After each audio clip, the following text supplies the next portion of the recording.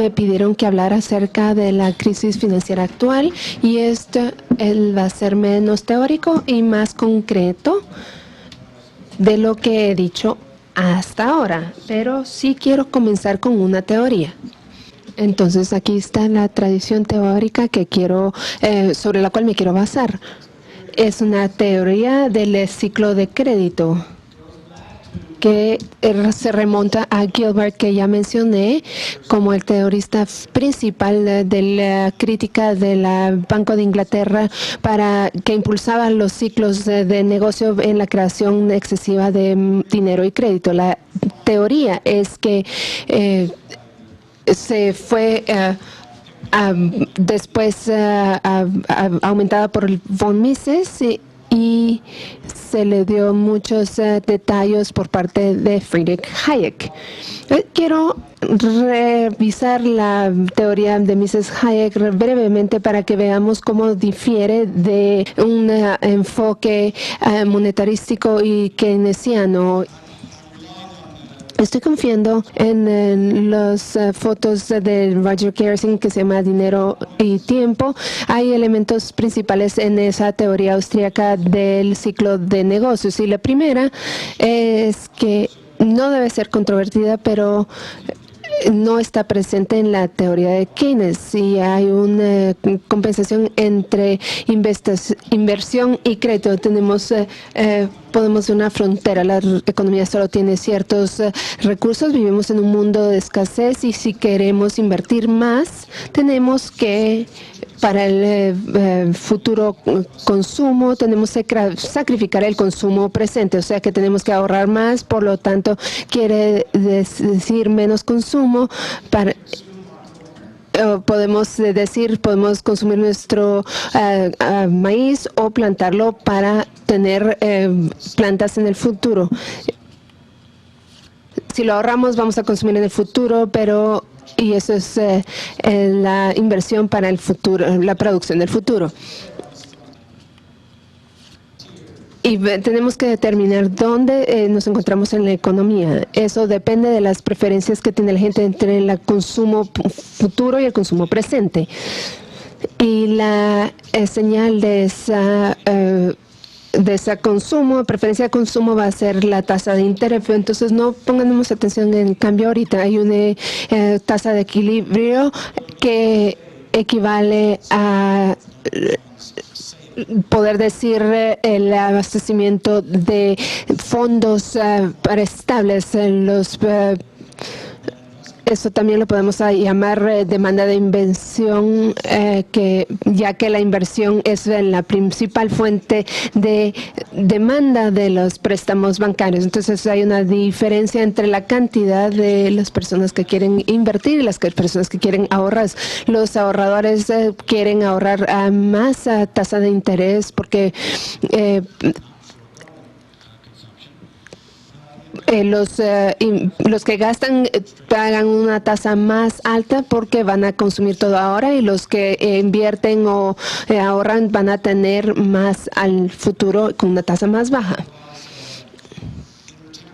Esto lleva a un equilibrio intertemporal entre el consumo en hoy y consumo en el futuro, y hay un aumento en la necesidad de ahorrar. Entonces la economía lleva un nuevo equilibrio: más inversión, más ahorros y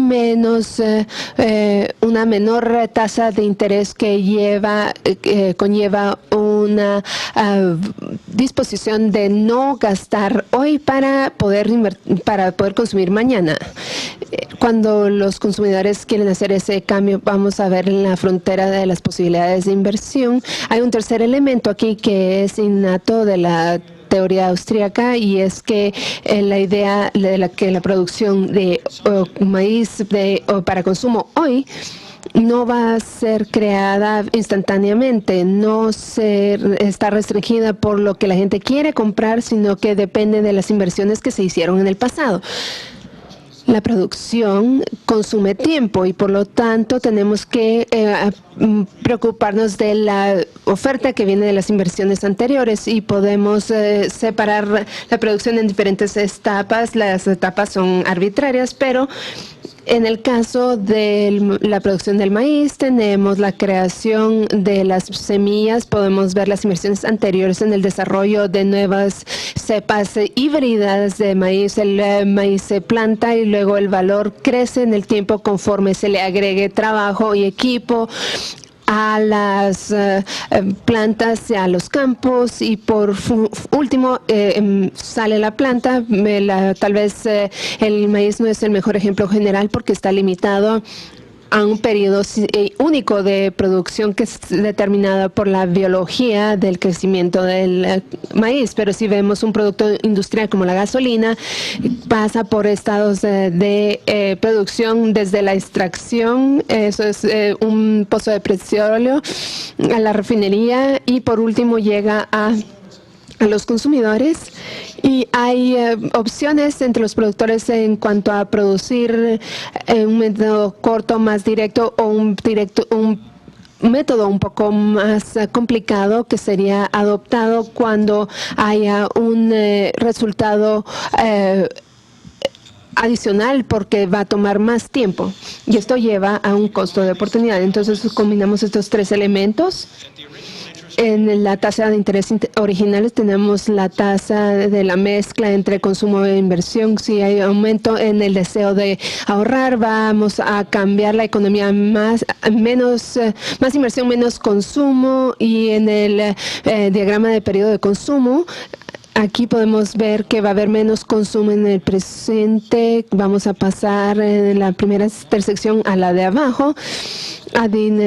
Etapas adicionales de producción se agregan porque abajo tasa de interés nos reduce los métodos más largos de producción, que no vale la pena utilizarlos cuando la tasa estaba más alta. Aunque fueran más productivos, no eran suficientemente más productivos para cubrir esa tasa de interés más, pero sí en una tasa de interés baja. Este es un ejemplo de que alguien me dio que trabaja en construcción. Cuando las tasas de interés estaban altas, queríamos terminar los proyectos de construcción rápidamente, entonces construíamos edificios de solo un piso. Eso era rápido. Eso nos daba menos espacio rentable por dólar porque toma más terreno, pero era más rápido. Cuando las tasas bajaron, empezamos a construir edificios de 2 y 3 pisos porque tomaban más tiempo construir, pero necesitaban menos terreno, entonces menos terreno, más tiempo. Así que es un método de construcción un poco más complicado, más para darle un producto a los consumidores. Cuando hay recursos adicionales de la inversión que vienen de los ahorros genuinos, hay un cambio de la economía a métodos más productivos, más complicados de producción, que tienen pagos a más largo plazo, con lo que lleva a mayor crecimiento en la economía por mayor inversión. Eso es como el punto de comparación de cómo se crece a través de los ahorros genuinos. El problema de este ciclo de producción es el crecimiento es insostenible, financiado por la falta de disposición del sacrificio de consumo por parte de los consumidores y simplemente imprimir más dinero. Parece lo mismo en el mercado de fondos prestables, pero ahora no son ahorros genuinos, sino que más bien es ampliación del crédito. La ampliación del crédito no está financiada por ahorros genuinos y por lo tanto solo hay crédito creado. De hecho, en la tasa más baja va a hacer que los consumidores ahorren menos, entonces consumen más. Entonces aquí tenemos una inconsistencia. Los consumidores quieren consumir más y al mismo tiempo los inversionistas tienen los recursos para invertir más por ese dinero que ha sido impreso por el sistema bancario. Entonces tenemos dos fuerzas jalando en contra de una en contra de la otra, y por lo tanto tenemos más inversión, y esta frontera de inversión no es absoluta. Entonces hay recursos que no se utilizan, que se pueden utilizar las máquinas, y los trabajadores pueden trabajar tiempos extra a tiempo en el corto plazo, y luego podemos pasar más allá de esa frontera de las posibilidades de producción, pero por lo tanto en el momento la economía no solo se va a corregir, sino que también va a haber una sobrecorrección y la economía va a rendir por debajo de su potencial durante una recesión. En la producción estructurada podemos ver por qué no va a haber un boom tan largo y una inconsistencia en el diagrama. Los consumidores están tratando de consumir más y hacen las estructuras más grandes, entonces los inversionistas van a querer que el proceso sea más largo porque quieren invertir más. Creo que esto es algo muy simplificado, pero es una teoría que fue aplicada por la avalancha de Keynes al principio de la publicación de esta teoría original en el 96, pero ha sido redescubierta. Lo redescubrieron en esta crisis porque parece que encaja, porque ha habido una sobreinversión en la industria de las bienes raíces en los Estados Unidos y las inversiones se hicieron que no podrían cumplirse. Se parecía que no había ahorros genuinos para que se cumplieran todas estas obligaciones. Entonces, en Las Vegas se pueden ver la evidencia que hay condominios medio construidos cuando ya no había crédito disponible, crédito barato disponible, ya no había de suficiente demanda para ocupar esos condominios. Tuvieron que abandonarse los proyectos y se malgastaron recursos porque no había suficiente demanda. Los créditos artificialmente bajos crea un falso boom que no es sostenible y las inversiones no pueden no se pueden completar porque viene una crisis y la contracción se convierte en algo claro y luego viene un periodo de liquidación y reestructuración. Estos proyectos tienen que ser abandonados. Una característica de esto es que el ciclo va a ser más severo en las industrias donde hay más énfasis en el interés, donde se ha invertido más por medio del crédito barato. Esto sucedió en la construcción en los Estados Unidos. Cuando las tasas de interés bajan en la construcción, es más fácil financiar productos y comprar casas para los consumidores y obtener el crédito. Deberíamos esperar un ciclo más severo en un sector más sensible de la economía y eso es lo que estamos viendo en esta crisis, que es la parte por la cual esta teoría le han puesto más atención. Una analogía sencilla para entender esta teoría es que el boom es como tener una excelente fiesta donde hay mucho alcohol y todo el mundo se siente bien, pero la siguiente mañana tenemos resaca y va a ser como el periodo de la recesión, donde nos damos cuenta que fue un error beber tanto. Y si hacemos la pregunta de por qué la gente se gastó demasiado y por qué hubo este clúster de inversiones erróneas, esta teoría nos lleva al exceso en la oferta de dinero, que parece que se necesitan todos los ahorros para completar los proyectos. Bien. Dijo que se llevara la analogía un paso más allá, que es hacer la pregunta, ¿quién proporcionó el alcohol? Voy a tratar de darles evidencia de que fue el sistema del federal que hizo que el crédito fuera insosteniblemente barato. Esto es una serie de datos del sistema de la Reserva Federal sobre los precios de los inmuebles en los bancos comerciales. Los precios que están en un círculo en el eje de la izquierda muestra un porcentaje de cambio del año pasado, así que el crecimiento anual y luego el periodo que está en el círculo tenemos entre 10 y 17,5% de crecimiento. Así que en el periodo el promedio es un 12,5% todos los años en volumen de préstamos. En el caso de los inmuebles, claramente eso es demasiado. La demanda de la vivienda no está creciendo a un ritmo del 12% anual. La población tampoco está creciendo a un ritmo del 12,5%. Pero la gente que estaba tomando dinero prestado lo estaba haciendo pensando, ahora podemos financiar más barato los proyectos de construcción, así que hubo un incremento en los proyectos de construcción, hubo una pausa en la parte sombreada de 2001, pero luego vuelve a formar un pico y esto creó un exceso de vivienda. que uno puede ver en las afueras de Las Vegas. Uno puede ver que en la recesión actual los préstamos para los inmuebles dejaron de crecer tan rápidamente, pero realmente no han llegado a la esfera negativa. Se ha hablado de un congelamiento en los precios, pero eso es una exageración. Aquí hay otra forma de ver el exceso del dinero en la creación de crédito por el sistema federal de Reserva Federal. Si vemos la medida del ingreso nominal, que es la última venta a los compradores, que es de acuerdo con el PIB, si restamos esas exportaciones, como vamos a ver, y si restamos los cambios en inventarios, porque esos no reflejan la demanda de parte de los consumidores, pero a veces es un incremento en inventarios involuntario que no se deben contar. Obtenemos un periodo de más de 5%, 5 a 7,5% de crecimiento en las ventas finales a los productores internos. Eso es reflejo de la demanda de dinero, de la demanda de bienes que está viéndose ampliada por la creación de dinero, y es una tasa de crecimiento mayor. Es sostenible sin una gran inflación.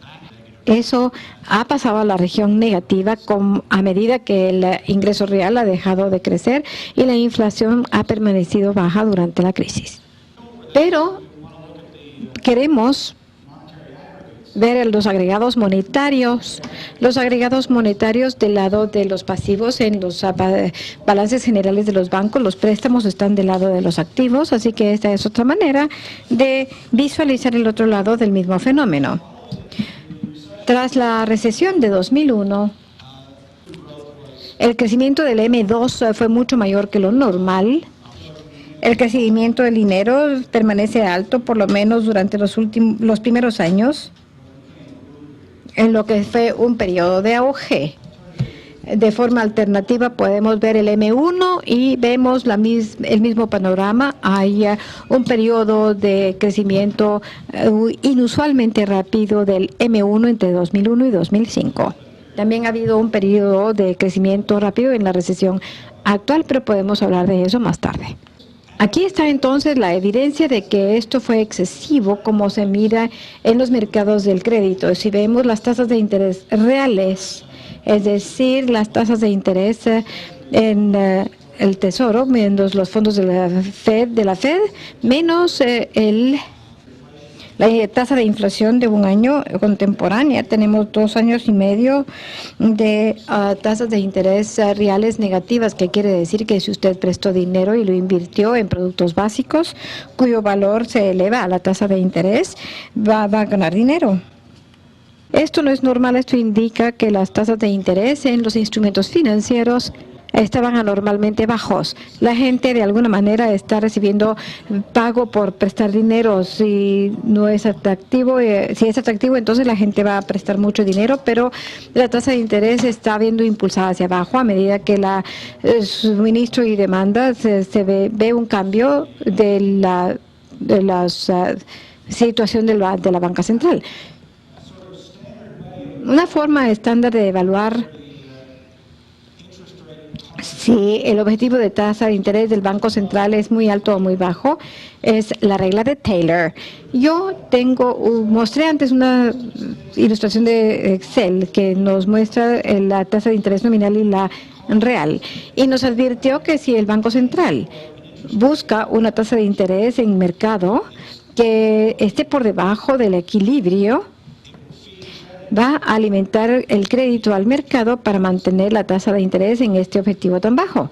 Eso va a alimentar el gasto nominal. A medida que los precios empiecen a subir, la demanda por el crédito en términos nominales va a empezar a elevarse. Los negocios tienen que prestar más dinero para financiar los mismos proyectos. A medida que suben los precios, y los bancos tienen que mantener la tasa de interés, particularmente el Banco Central, a este nivel más bajo, tiene que alimentar más y más y más y más crédito, y entonces obtiene un proceso acumulativo de expansión. La regla de Taylor está diseñada para evitar la expansión acumulativa, diciendo a medida que se eleva la inflación, el Banco Central tiene que elevar su objetivo de tasa de interés. De hecho, la debe elevar por más que lo que ha subido la tasa de interés. la tasa de inflación. Si usted desarrolla esa fórmula, como lo ha hecho Taylor, tiene una orientación acerca de qué objetivo de tasa de interés es adecuada para el Banco Central para un objetivo de tasa de inflación que tenga. Hay diferentes bandas aquí que representan los objetivos entre 0 y 4% de inflación. 0 implica que es el objetivo mayor de tasa de interés y 5 la más alta. Esta línea oscura es el objetivo de la Reserva Federal que buscó lograr la Reserva Federal. Así que la regla de Taylor no dice que usted no debe buscar una tasa de interés más baja. Ve usted que los rangos de objetivo están bajando desde la recesión, desde el 2001, pero la Reserva Federal lo bajó aún más. Así que se fue más por debajo de lo que recomendó la regla de Taylor, incluso si quería la tasa de inflación de 4%. Y aquí está el periodo de tiempo donde ocurrió el problema entre 2001 y el medio de 2006 está muy por debajo del objetivo que había sido indicado si hubieran estado buscando lograr 2% de inflación, que es lo que dijeron que era su zona de comodidad para el caso de la inflación. Así que, fundamentalmente, Alan Greenspan tuvo muy bajos las tasas de interés durante demasiado tiempo y eso es lo que le impulsó la burbuja del crédito. Entonces puede ser que usted se pregunte, pues esto me dice que el problema federal que se produjo no tiene que ver con la inflación del 4%, sino que implica una inflación del 7 u 8%, pero no vemos un porcentaje de inflación. Lo que no lo vimos, porque aquí se ve el reductor del PIB y aquí no se incluye el precio de las casas, de las viviendas. Entonces, ¿a dónde se fue el exceso del crédito? Esto es una deficiencia de la regla de Taylor que no incluye el valor de los activos. Fue como que una inflación oculta del Banco Central que esto solo estaba viendo los precios al detalle. Así que el crédito se fue desproporcionalmente a los bienes raíces. Ahora bien, ¿por qué es eso así? En parte porque los bienes raíces, la demanda para invertir en los bienes raíces es más sensible a una reducción de tasa de interés que otro tipo de inversiones. Así que a medida que estaban bajando las tasas de interés los bancos, en esa medida la gente estaba pidiendo préstamos para financiar más esos proyectos que otros proyectos, pero hubo otros factores particulares a los reglamentos de los Estados Unidos. Entonces, yo creo que, como ya mencioné, solo hubo una leve inflación en los precios al consumidor, así que la tasa de inflación más o menos se iba subiendo desde este periodo de 2% hasta 3%, pero aún así no estaba señalando que había un peligro y no lo estaba viendo la Fed, pero eso es porque el reductor del PIB no incluye el valor de los activos. Aquí hay alguna indicación de la elevación de los precios de los activos. A la izquierda tenemos un índice de los precios de los activos agregados y observen el 0, que el 0 no aparece aquí. Así que no se engañen, se vean engañados por las proporciones, pero los precios agregados durante este periodo de tiempo van elevándose rápidamente. No estoy seguro de cómo están alineados aquí los años. Tal vez este es el periodo de tiempo que nos ocupa. Aquí está el índice de los precios de la vivienda, que es más fácil, el índice de precios de Hurst-Schuller. Empezamos, ya habían tenido alguna apreciación, pero a partir de más o menos 2001 vemos este incremento pronunciado en los precios de las viviendas que reflejan el bombeo de crédito a los proyectos de la vivienda. Es ahí donde se estaba empezando a mostrar la inflación. Además de la hipersensibilidad de las inversiones en bienes raíces, en los Estados Unidos habían mandatos y subsidios para proteger las hipotecas riesgosas. Entonces, empezaron a aparecer cuando los hipotecas subprime o non-prime, las hipotecas de menor calidad de activos que normalmente las financieras no tocarían o donde exigirían una prima verdaderamente alta, empezaron a dar este tipo de créditos más frecuentemente con tasas de interés riesgosas. ¿Por qué lo hicieron? Pues tenemos una lista, un alfabeto, una sopa de letras aquí de las agencias que le daban crédito a gente que normalmente no podrían obtener estos préstamos. Empezando por la Autoridad Federal para la Vivienda, la LFHA, garantiza los préstamos hechos a prestatarios que califican, y solía ser el caso que el FHA solicitaba el pago inicial del 20%. Después, hace años, empezó a reducir la exigencia a 10%, incluso 5%, y entre 2001 y 2007, algunos de sus programas exigían solamente un pago inicial del 3%. Segundo, está la ley para la reinversión de la comunidad. La ley para la reinversión de la comunidad da a los bancos una calificación de acuerdo a cuánto crédito proporcionan estos a vecindarios donde ellos reúnen depósitos. Así que los bancos que tienen depósitos en vecindarios relativamente pobres, se espera de estos que reciclen el crédito, incluso si no son proyectos de inversión rentables, incluso si no es un vecindario creciente, incluso si no se están haciendo nuevas viviendas. El banco se recibe una calificación con respecto a cuánto ha reciclado los préstamos en esos vecindarios. Antes era solo una exigencia para los informes, pero a principios de los 90 se cambió la ley. En 1995 se le dieron muchos dientes a esta ley. Entonces, si un banco de los Estados Unidos quería recibir permiso de fusionarse con otro banco o de ampliarse, tenía que tener una calificación aceptable de acuerdo con la ley de reinversión en las comunidades. Y los activistas, como del tipo de Barack Obama al principio de su carrera, se vieron facultados en poner en problemas a los bancos si un banco no cooperaba con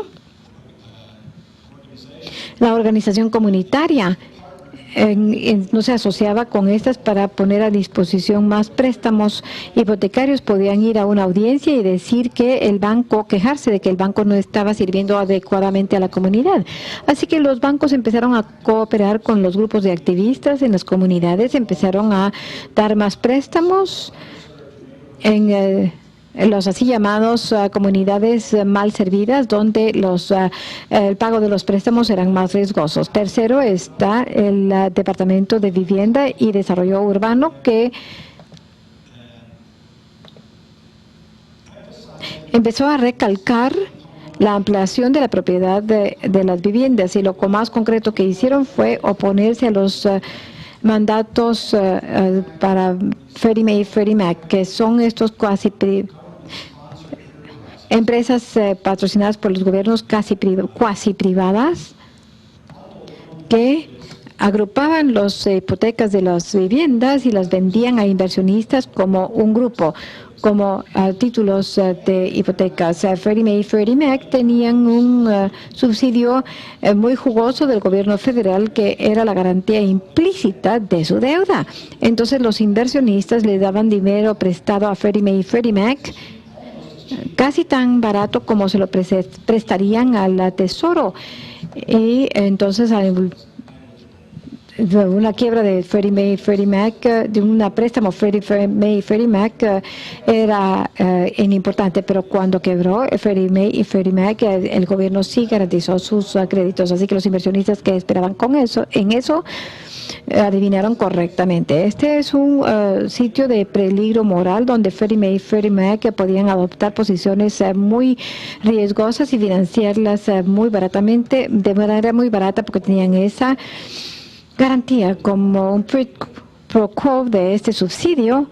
El desarrollo urbano y de la vivienda, de acuerdo con mandatos del Congreso de los Estados Unidos, dio a Freddie Mae y Freddie Mac cuotas. Dijeron, tienen que lograr que un porcentaje de las hipotecas que ustedes colocan deben quedárselas a prestatarios de menos de ingreso medio en su área, incluso un mandato de darlos a gente con 60% menos del ingreso medio. Así que Freddie Mae y Freddie Mac crearon un mercado para la titularización de hipotecas subprime, un mercado que antes no existía.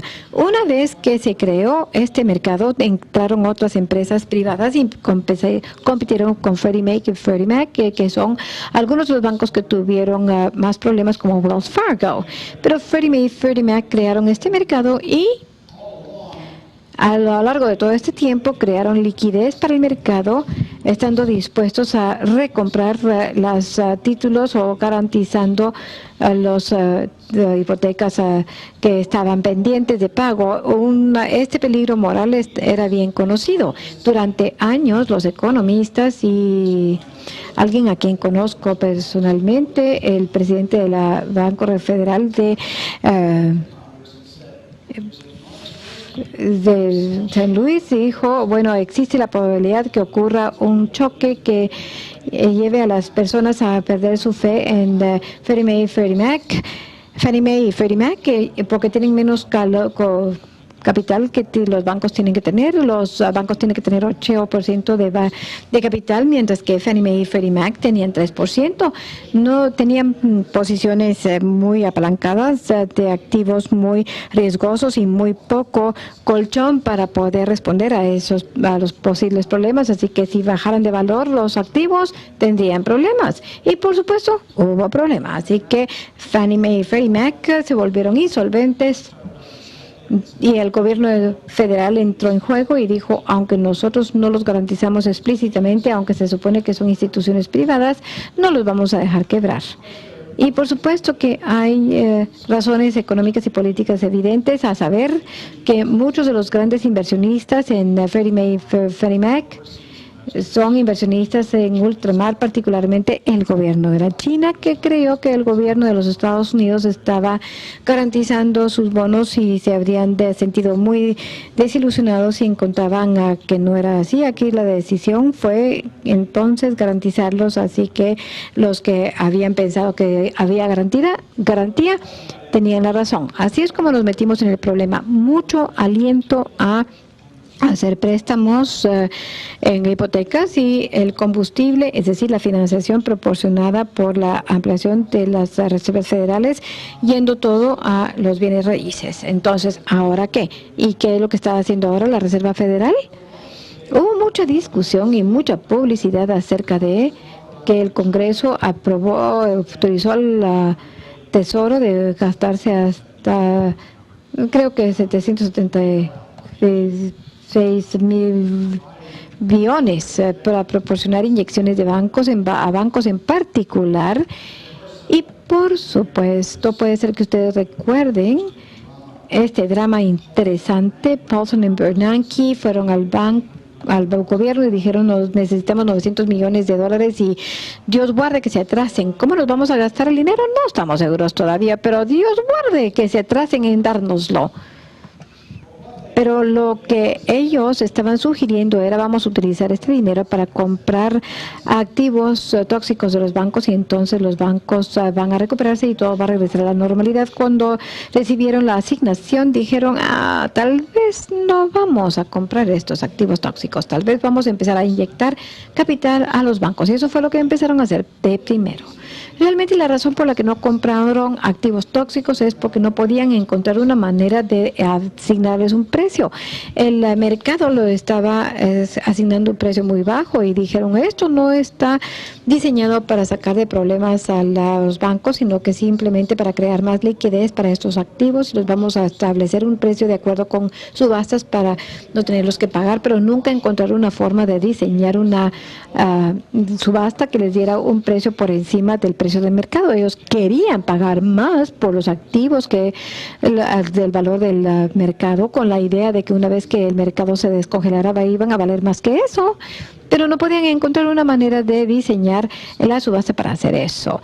Así que eran inyecciones de capital. Las inyecciones de capital eran una forma más fácil de lograrlo, pero mientras que se estaba dando este debate con el programa del La Reserva Federal estaba iniciando su propio programa de salvataje y lo llamo salvataje porque la Reserva Federal estaba dando préstamos a grupos de intermediarios financieros. Cada semana anunciaban un nuevo programa y aquí hay una ilustración que muestra la forma en que se amplió el programa de la Reserva Federal. Antiguamente, cuando el balance general de la Reserva se amplió, era porque el 90% de sus activos estaban en los pasivos, y así fue como crearon el dinero de base. Los diferentes colores que están aquí son diferentes maneras en que la Reserva Federal ha empezado a ampliar su balance general.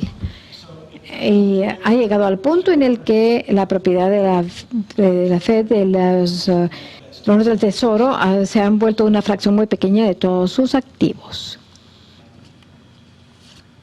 Realmente esto no se puede ver en este diagrama, pero la Fed pagó 20 mil millones por esto, y ahora en los libros está en 26 millones, así que la Fed perdió 3 mil millones de dólares. La Fed solía no perder dinero porque salía solo invertir en bonos del Tesoro. Ahora la Fed tiene activos que son más riesgosos que eso. Si uno combina, bueno, vamos aquí abajo la lista. Ellos empezaron a darle dinero prestado a fondos mutuos, empezaron a darle dinero prestado a corredores de títulos. Estoy seguro de que ustedes los conocen estos, pero se los recuerdo. Esto es fondo mutuo de papel comercial, de LLC. Hay grupos de intermediarios que van a necesitar miles de millones de dólares, varios miles de millones de dólares que les van a dar prestado para poder comprar papel de los bancos comerciales. Le vamos a dar dinero prestado a los bancos a largo plazo. La Fed solía nunca hacer eso. Los bancos que querían dinero prestado a largo plazo tenían que ir al banco y convencer a otros inversionistas institucionales que sus bonos de largo plazo, sus pagarés valía la pena. Ahora la Fed les está dando dinero prestado y es necesario suponer que si la gente está acudiendo a la Fed es porque tienen un mejor trato. Por eso es que digo que es prestar a menos de la tasa de cambio normal. Así que la balance general de la Fed, de la Reserva Federal, ha bajado de ser 95% de tesoros a menos de una tercera parte de bonos del Tesoro, y esto es causa de preocupación porque si la Fed decide que necesita empezar a sacar crédito del sistema porque la inflación empiece a elevarse, va a ser más difícil hacerlo.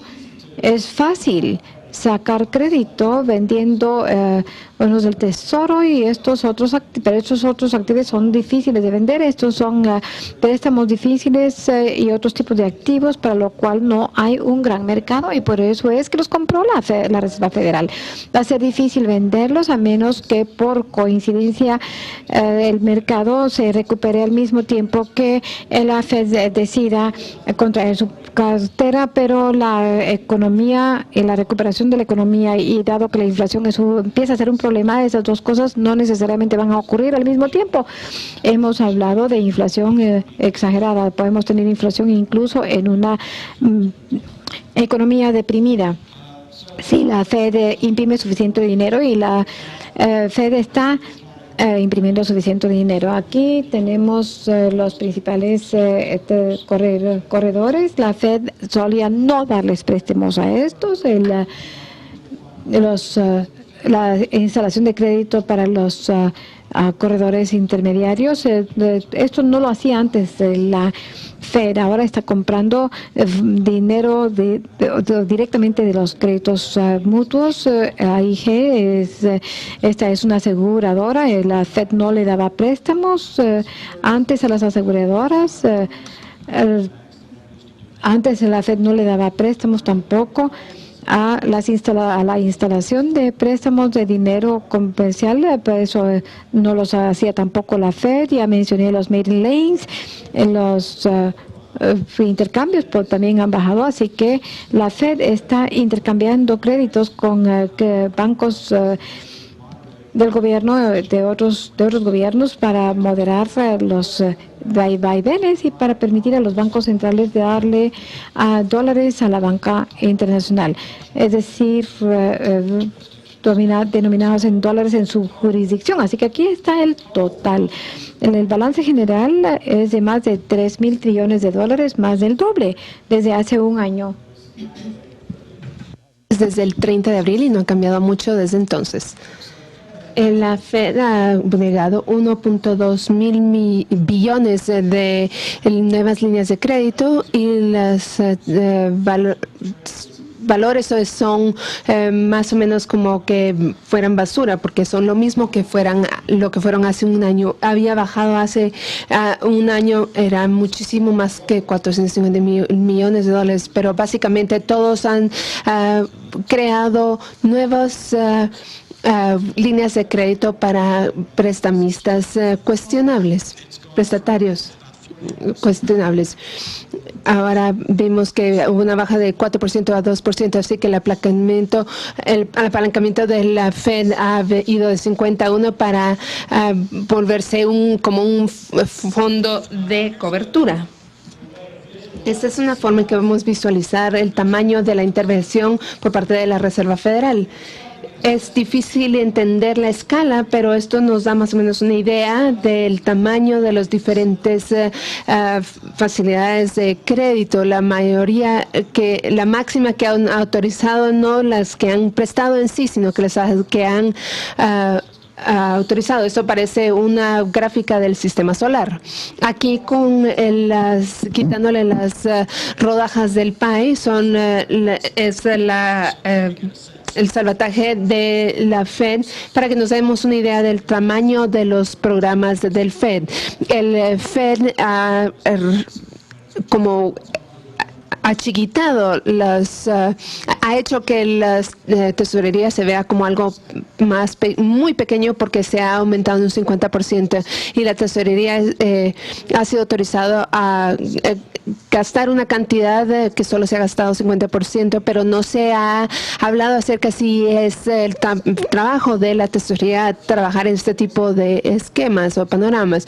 Solo Jeffrey Lacker de la Fed de Richmond ha dicho, el único que ha dicho que hemos ampliado nuestra misión de manera sin precedentes, sin casi ningún tipo de debate, y tal vez deberíamos empezar a hablar de nuestra estrategia de salida y cómo vamos a disminuir estos programas inusuales.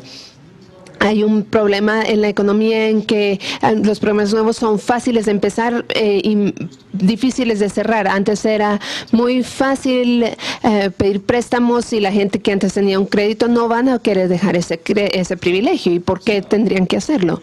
Si vemos las responsabilidades, los pasivos de la Fed, vemos este enorme aumento debido a estos nuevos programas de préstamo. Así que la base monetaria ha aumentado en términos de porcentaje en un 100% comparado con hace un año. Normalmente, si creen en la ecuación del intercambio como una guía de contabilidad, esperarían la duplicación de la demanda, de la oferta de dinero.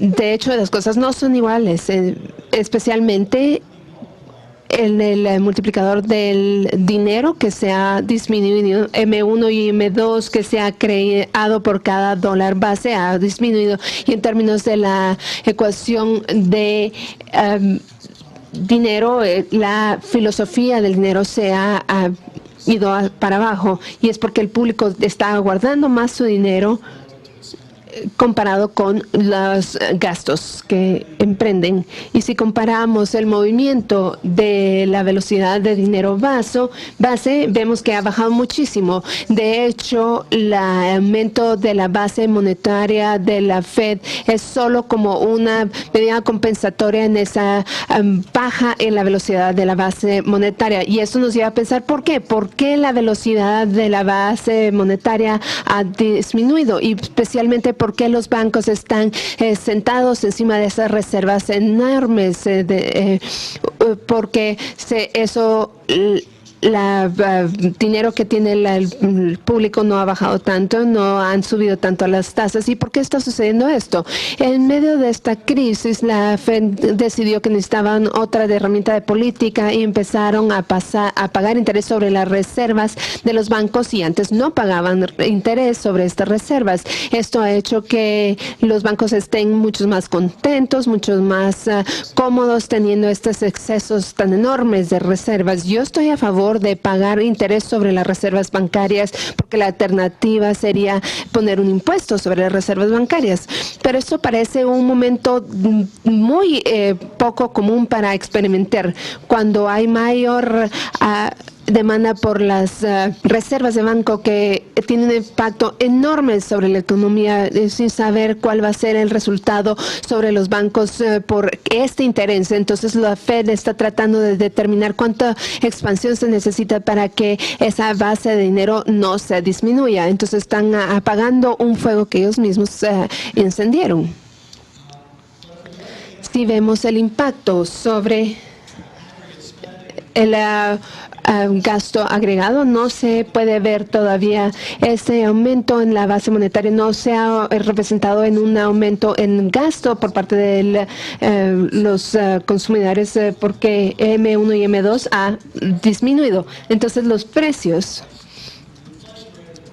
la tasa de inflación ha subido muy despacio, no ha habido un repunte en la inflación, el gasto nominal ha sido un poquito menos.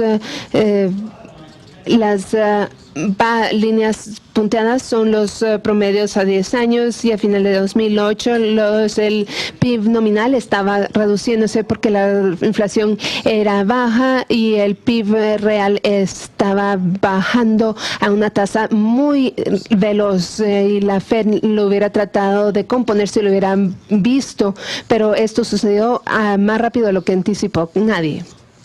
Lo que quisiera decir acerca de las políticas de la Fed es que prevenir que se baje el gasto nominal es una buena idea, porque no está creando dinero conforme va aplicando la política. Pero no me gustó que hubieran experimentado con el dinero de la gente en el medio de esta crisis. Segundo lugar, la forma en que se amplió la base monetaria, no por medio de los métodos tradicionales de comprar bonos del tesoro, sino que creando asignaciones de crédito a través de programas de crédito innovadores. La Fed no ha aumentado la base monetaria. En Europa no han aumentado la base monetaria de manera tradicional, y esto sería más fácil de desarmar cuando sea necesario desarmar esta maraña que crearon. El miedo de que el presidente Bernanke tiene en cuanto a cerca de prevenir la deflación comparado con prevenir la inflación. Yo no soy el único que se preocupa de la inflación en el futuro. Cuando la gente empiece a gastar otra vez, y sí lo van a hacer, hay un ciclo normal que cuando creamos mucho dinero, lo primero que hace la gente es agarrar su dinero hasta que se dan cuenta en qué lo quieren gastar, y entonces hay una brecha entre el crecimiento del dinero y el gasto del dinero. Entonces en este momento que empiecen a gastar, vamos a tener que solucionar ese crecimiento del dinero, y puede ser inconveniente que la Fed empiece a apretar el dinero cuando la inflación empiece a aumentar. No van a querer aumentar las tasas de interés. Tal vez vamos a llegar a donde estábamos antes, a estancar inflación, porque la Fed no quiere tomar medidas aumentando las tasas de interés. No estoy solo esperando que la inflación va a creer. Las tasas de interés a largo plazo ya están empezando a aumentar.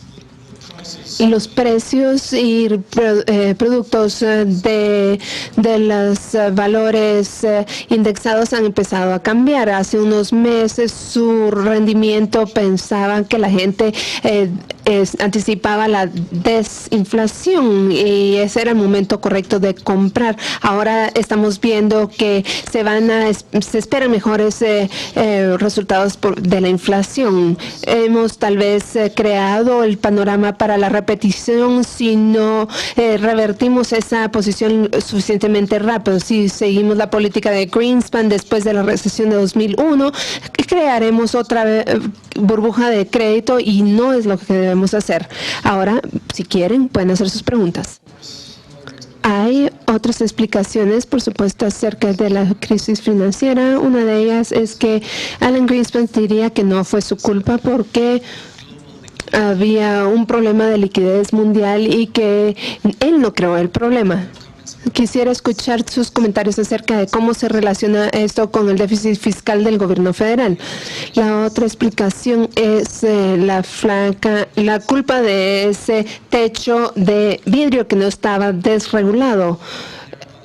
Y hay otros que culpan a las agencias de calificación de crédito por darles un AAA a estas instituciones e inducir a la gente a invertir en ellas. Y por su último comentario, ¿no sería el caso que Europa siguió la forma tradicional, solo fluyendo la liquidez, y los Estados Unidos se orientó más a un salvataje orientado a los bancos, así protegiendo los intereses de los bancos, comprando los instrumentos de ellos, que va a crear, como usted dijo, una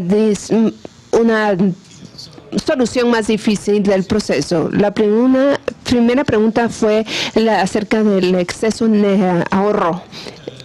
Sí, para desenmarañar cuánto la baja va a ser debido a las tasas de interés y cuánto va a ser al exceso de ahorro, tendríamos que ver la historia de las tasas de interés. No todas las tasas de interés bajan, pero las tasas de interés a corto plazo bajaron dramáticamente. Si recuerdo bien, las tasas de hipoteca a 30 años bajaron 118 puntos básicos entre 2001 y 2005. Y estoy dispuesto a atribuir esto al exceso de ahorro del mundo. Si la intervención de la Fed solo afectan el extremo corto, no el extremo largo. Si vemos la tasa de interés a un año, bajó 500 puntos básicos. Esa diferencia en el movimiento entre la tasa de 30 años y la tasa de un día para otro no se puede atribuir al exceso de ahorro en el mundo. Los ahorradores mundiales no deben concentrarse en las inversiones a corto plazo, sino que más bien a las de largo plazo. Así que hay cierto impacto que podemos atribuirle a los fondos que entraron a los Estados Unidos en general, pero creo que eso no explica en general el papel que tuvo la Fed a través de su política monetaria, y eso lo vemos en cómo bajaron las tasas a corto plazo, como vimos en el diagrama. Algunas personas han dicho que solo las tasas a largo plazo que afectaron el mercado de hipotecas, pero como hay esa brecha entre las tasas a 30 años y a un año, la gente empezó a pedir prestado barato a un año, y las hipotecas de tasa ajustable están basadas en esos 30 años. Entonces cambiaron de 20 a 40%. La gente empezó a financiar sus compras con tasas a un año, lo que quiere decir que están tomando un riesgo. Si aumentan las tasas de interés, que no van a poder hacer los pagos, y por cierto no pudieron porque las tasas sí subieron y la Fed no pudo darse el lujo de costear la inflación que resultó de esas tasas de interés. Entonces, hay una pequeña culpa que tienen las tasas de interés más bajas, pero los ahorros mundiales que entraron a los Estados Unidos crearon ahorros reales, sostenibles. Eso no explica si no hubiera un flujo de regreso a China, no hubiera habido una crisis, pero no ha habido ningún flujo de regreso a la China. El ingreso se ha detenido un poco, pero no se han repatriado los fondos, así que eso no podemos explicar por qué volvió a aumentar las tasas la Fed. Así que creo que ellos siguen teniendo la culpa. Me siento mal por Alan Greenspan. Él fue mucho mejor que sus predecesores hasta el 2001, pero después creo que se perdió su curso y está diciéndome a culpa. Tenía una opción en el libro que escribió defendiéndose a sí mismo. Él tenía una opción entre decir me equivoqué o el mercado tuvo la culpa. Y aunque eso no le gustó hacerlo, él decidió hacer eso en vez de decir yo me equivoqué. Entonces él sí estaba en una posición muy difícil y hay que sentirse mal por él. Tenías como 4 preguntas. El techo de vidrio. Glass-Steagall, de hecho, fue la ley que separaba a los bancos de inversión de los bancos de comerciales. Fue rechazado en la ley Gramm-Leach en 1999, que permitía que las empresas financieras que fueran dueños de bancos comerciales, bancos de inversión y empresas de seguros les daban permiso que fueran parte de una empresa madre. Esto no ha sido un problema, sino que una ayuda, porque ha ayudado a que los bancos de inversión que han fracasado, que sean comprados por otras empresas que tienen bancos comerciales y contener las pérdidas de los acreedores y mandarlas hacia los bancos comerciales. Usé el ejemplo de Bank of America comprando Merrill Lynch.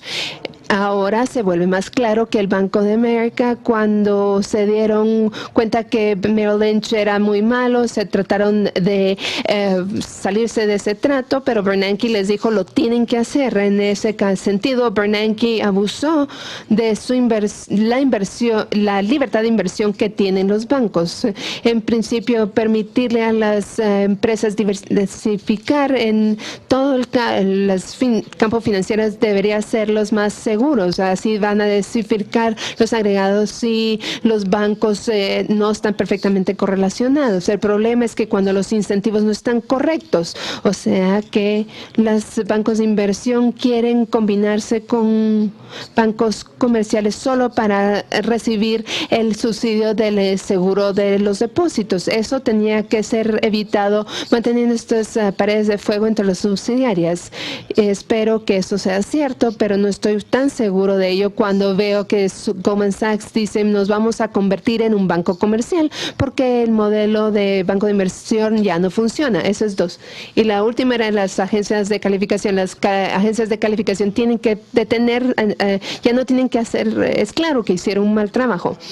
No se puede decir mucho a favor de ellos, pero lo que se puede decir para criticar al sistema completo es que es una oligopolio, porque solo tienen 3 agencias, un oligopolio, porque solo tienen 3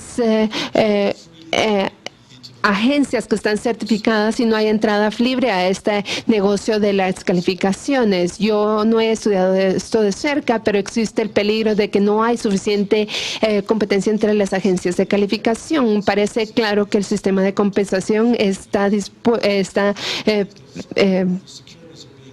propicio al abuso, porque las que venden los valores son las personas que les pagan a las empresas de calificación y no las personas que compran los valores.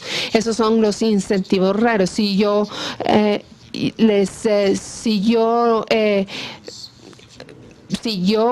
usted le da una calificación de AAA a mi empresa, entonces le voy a dar una compensación a ustedes. Y si no, me voy a ir con la competencia. Esta es una práctica dudosa de las agencias de calificación. Cometieron errores, se sabe. No estoy segura cuál es la alternativa a este modelo de agencia de calificación, pero debe limpiarse la forma como hace su negocio. La siguiente pregunta es sobre los incentivos. Creo que fue un error salvar a las instituciones que fracasaron. Como dije en la mañana, yo hubiera querido que la Fed no rescatar a las instituciones que tuvieran resolverse a sí mismas por medio del mercado y entonces tenemos que distinguir entre la liquidación en dos sentidos. No quiero que la economía se vaya al fracaso, no quiero que colapse el gasto nominal, porque ya hicimos este error en el 92, pero aumentando el gasto nominal no quiere decir que tenemos que rescatar a las instituciones independientes. Creo que hay una confusión con esta etiqueta tan anacrónica de ser el prestamista de último recurso. En el siglo XIX eso era cierto, pero ahora que tenemos mercados abiertos, esto no es cierto. El Banco Central solo tiene que dar fondos al mercado y que el mercado asigne los fondos y no tiene que decir cuáles son los intermediarios que sí se merecen los fondos. El mercado tiene que determinar quién es digno de crédito y quién no. Si cerramos los bancos insolventes, eso no hace que el abastecimiento de dinero se colapse, sino que manda los depósitos a otros bancos que están mejor manejados.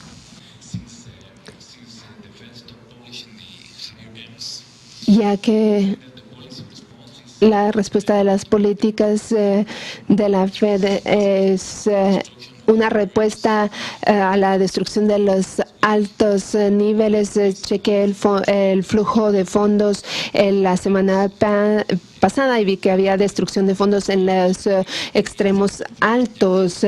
Creo que ahora ya más confianza en inyectar más dinero.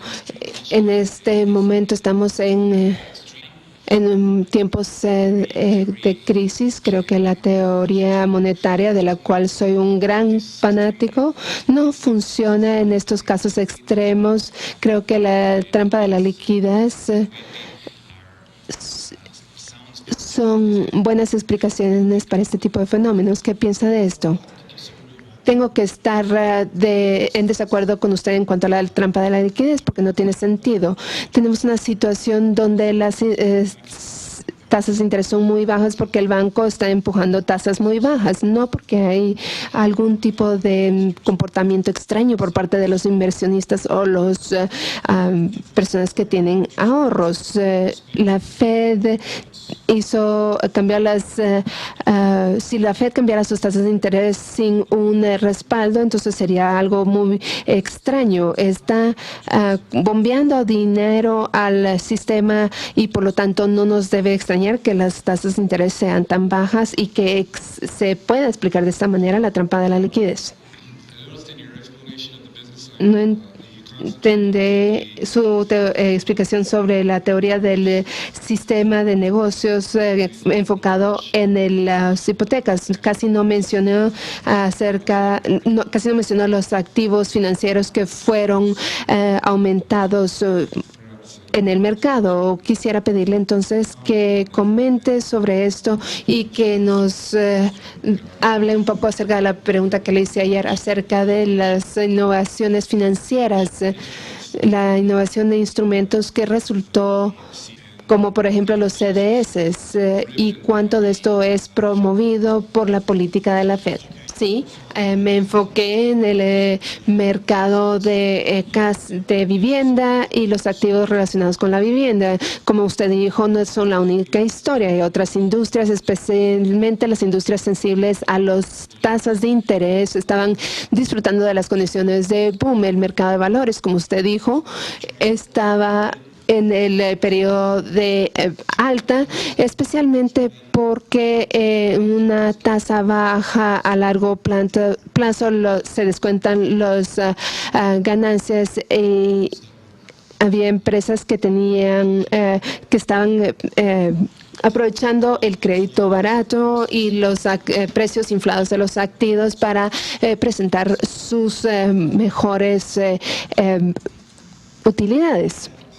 En cuanto a los precios de los vehículos, no sé cuáles son los problemas en la industria de los automóviles, pero ha habido obviamente un problema con los precios en el mercado de los automóviles en Estados Unidos que no está relacionado con la vivienda, que ha llevado a este mercado a problemas. El aspecto inusual de esta crisis es la concentración de los fracasos, y la primera onda sucedió en la industria de los bienes raíces, pero eso no es toda la historia, obviamente, y por eso me enfoqué en ello, porque fue la primera onda. Yo mencioné el riesgo y los daños potenciales del último salvataje por parte del gobierno de los Estados Unidos. Yo estoy de acuerdo en general, pero pensando los tamaños de las economías, por ejemplo, no creo que ese tipo de política sería exacta para una economía pequeña como la economía guatemalteca, especialmente porque hay un problema de credibilidad institucional. Por ejemplo, hay un ámbito muy pequeño para ajustar las políticas. Creo que más bien el problema del peligro social, moral, es muy alto aquí. En el caso de los Estados Unidos, sin embargo, cuando el problema de Lehman Brothers sucedió, decidieron no intervenir, y eso es exactamente cuando la crisis se volvió más profunda. Después de eso, todo se puso aún peor. ¿Por qué cree entonces que decidieron no intervenir? ¿Y cree usted que eso conlleva un costo de después y debe haber una intervención más profunda del gobierno? Usted mencionó el peligro moral, y para combatirlo tenemos que dejar que fracasen más organizaciones, no tratar de salvarlas.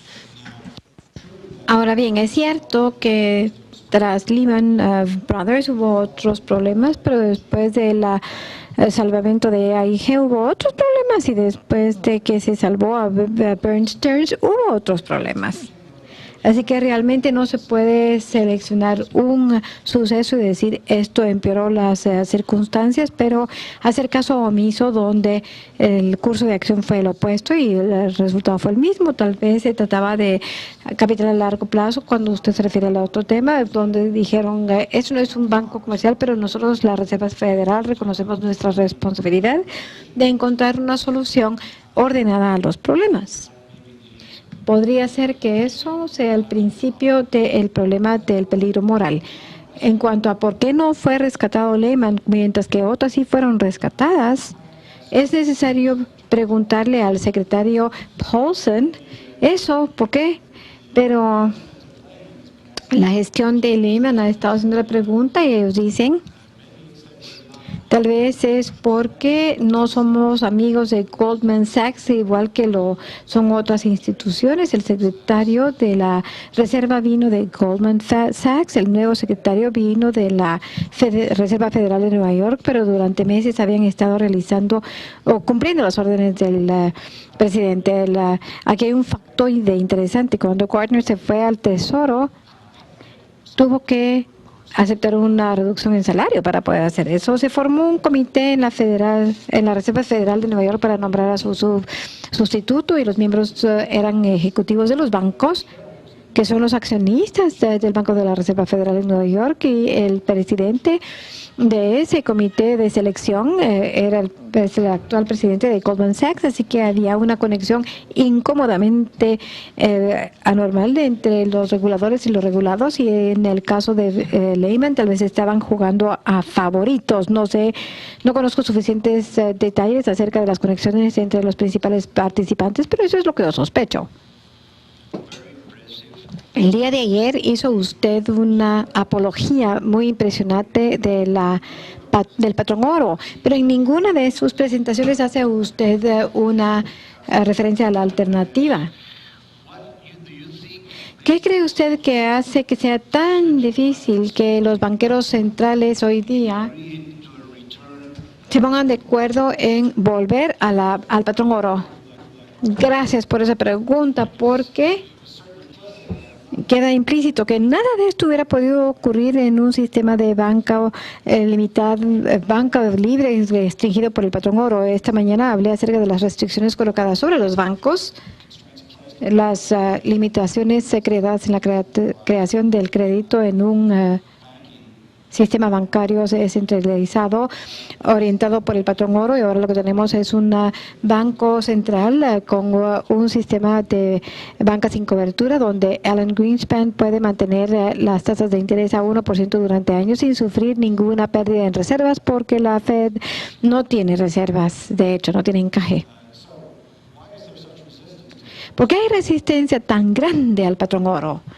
Pues bien, aún con aquellos que aprobaban la idea de tener una restricción más tangible sobre la creación del dinero, digamos Milton Friedman, incluso llegó a la conclusión de que políticamente era algo muerto, así que tenemos que pensar en alguna otra forma de poder y es menos costoso hacerlo con dinero en papel que con oro, y de lo contrario pues hubiera sido. Sin embargo, así, pero nadie recuerda. Entonces no se ha hecho ninguna mención del patrón oro, excepto tal vez medio párrafo en la historia del sistema bancario. Pero la idea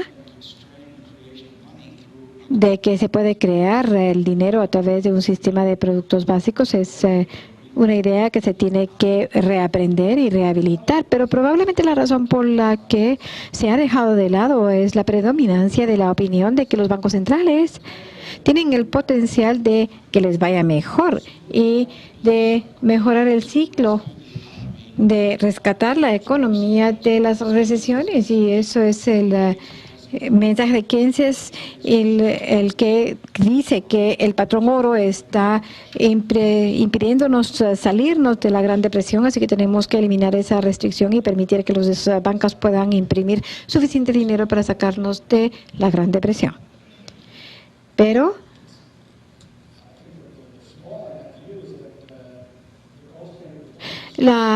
el patrón oro, sin embargo, se opinaba que no estaba restringiendo a los bancos y ello podría haber impedido el colapso en el suministro de dinero, mientras que se mantenían las restricciones del patrón oro a una paridad adecuada, pero se estaba esterilizando el oro a través de, incluso en los años 1930, y no se pudo cumplir con el patrón oro.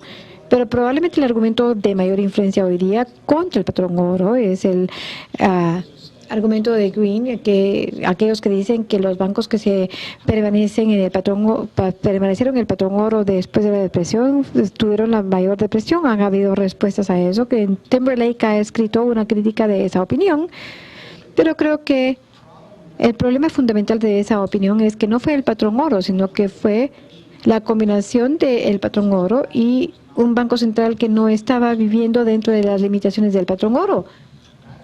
Lo que falló, pero más que rechazar la evasión de esas limitaciones por parte de los bancos centrales, el remedio de Keynesiano fue, bueno, hay que fortalecer a los bancos para hacer las cosas bien hechas, y el problema de delegar tanta discreción a los bancos centrales se olvidó o se deseó que desapareciera, y estaba la crítica que se volvió de influencia en los 70s o los 80s, pero los que prefieren el principio de la monetización hablaron mucho de ello, pero los que estaban interesados pudieron encoger a los intermediarios en ese sentido.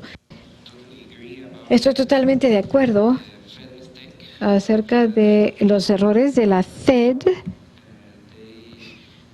Ellos no fueron reactivos y no prospectivos, y no actuaron de acuerdo con la regla de Taylor. Y por eso es que ahora los sistemas centrales están estableciendo señales tempranas de alerta para poder reaccionar mejor. Creo, sin embargo, que existe otra parte de la historia de la que no hemos hablado. Nadie le puso una pistola a la gente para que se embolara durante aquella fiesta. Nadie le puso una pistola a la cabeza a los directores de las instituciones financieras para que fueran de 1 a 10 a 1 a 50. Y creo que esto es parte importante de la historia que nos lleva a la ley Leach en los 80. Sí, creo que eso es muy importante. La Reserva Federal estaba fuera de enfoque porque la China estaba contribuyendo a la inflación y por eso es que ellos fueron parte del error. Ahora bien, tenemos una Reserva Federal que está cercana a ser un fondo de compensación y pronto en el futuro la Reserva Federal va a cambiar y la Reserva Federal va a vender todos estos títulos que tienen. Ellos van a tomar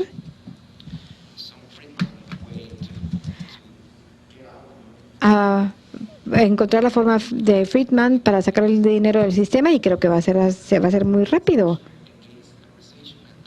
Y al salir de la recesión, ¿usted cree que perdón, no le oí? ¿Está observando una W, la recesión?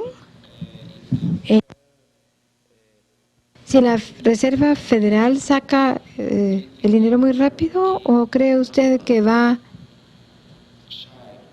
a ser tímidos de tomar este dinero y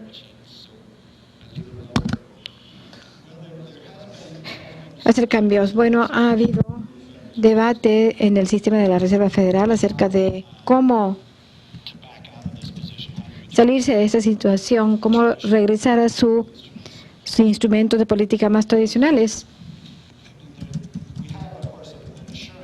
Por supuesto que tenemos un seguro de Bernanke que si tenemos un problema se tiene que atender el problema, que implica que él va a recuperar o sacar o extraer los fondos. Tal vez no sea tan fácil, sin embargo. Tenemos el aseguramiento del presidente de la Reserva Federal a través de los 90 que podrían atacar la inflación, y cuando se trató de tomar acción, vieron la curva Forbes y dijeron no queremos crear este desempleo, no importa que suba un poco la inflación, y siguió subiendo. Así que uno de mis amigos solía decir, claro que la Reserva Federal controla las tasas de interés. En los 70 los controlaron hasta que llegaron al 20%. Así que la pregunta es si habría la independencia, y la única forma de pensar de independencia que necesitaría la Reserva Federal, si Bernanke tendrá el valor que tuvo Parkey de dejar caer las cosas donde tienen que caer para que la inflación llegue a donde tiene que llegar en el sistema, si fuera a subir, o trabajar de una forma prospectiva antes de que el problema se salga de control. Esperemos que lo haga.